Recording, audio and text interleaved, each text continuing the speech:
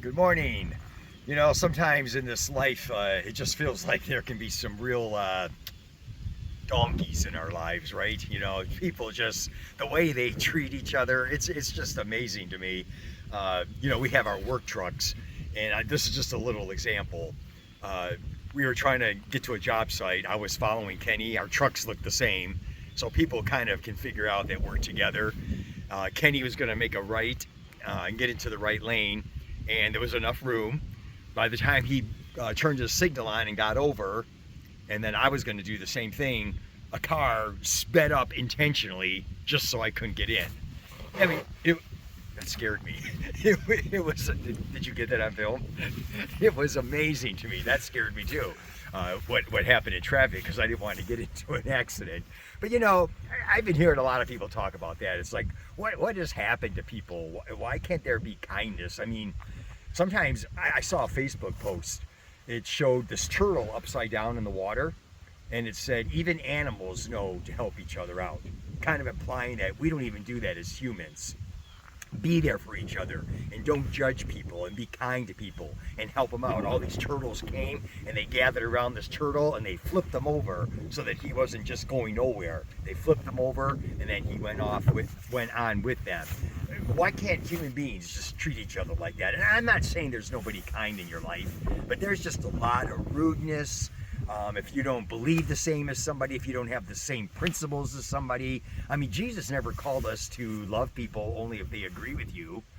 Maybe if somebody disagrees with you politically or religiously, maybe that's your opportunity to share the good news with them.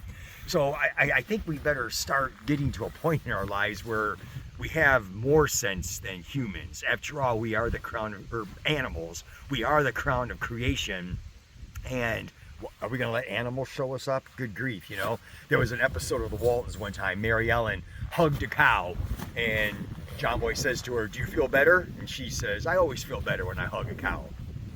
You know, sometimes it feels like you don't have any friends in life, doesn't it? Like, who can you really talk to that isn't going to judge you?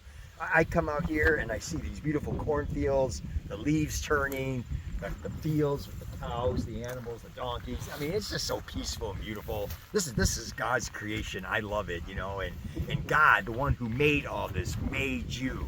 And on the way over here, I was thinking of this hymn that we used to sing. What a friend we have in Jesus. What a friend we have in Jesus. All our sins and griefs to bear. What a privilege to carry everything to God in prayer. Oh, what needless pain we bear. All because we do not carry everything to God in prayer. Man, you know, there's a lot of pain in this world, and we carry a lot of unnecessary pain because we feel like we're alone. I mean, what's the first thing you do when you got a problem? If you're like me, you try to figure it out from every human perspective. What about this? What about this? What if I do this? What if I change that? What if I think this? The first thing to do is to go to God in prayer. Let your requests be made known to God. Go to Him. Help Him. Let Him carry that load for you.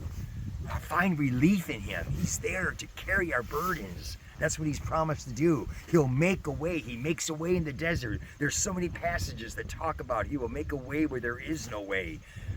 There's the old footprints in the sand thing where double sets of tracks, and now there's only one set of tracks. What's the matter, God? Did you abandon me? No, that's where I carried you.